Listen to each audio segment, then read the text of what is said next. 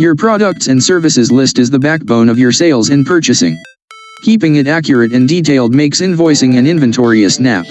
Welcome back to Guide with Samuel.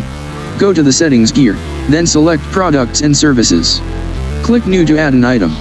Here, you will choose its type, inventory, non-inventory, or service.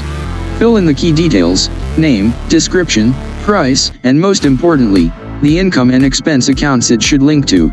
To edit, just find the item in the list and click on it. You can update prices, descriptions, or cost information at any time. Changes will apply to future transactions. My crucial pro tip: use the sub-item feature for organization.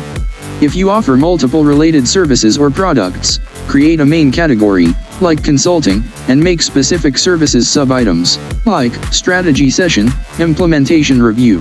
This keeps your list clean and professional when clients see it on invoices. A well-organized list saves you time and reduces errors on every single invoice and purchase order.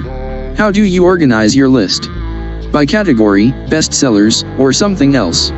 Let me know your method in the comments. For more foundational QuickBooks guides, hit subscribe. Thanks for watching. I'm Samuel, and I'll see you next time.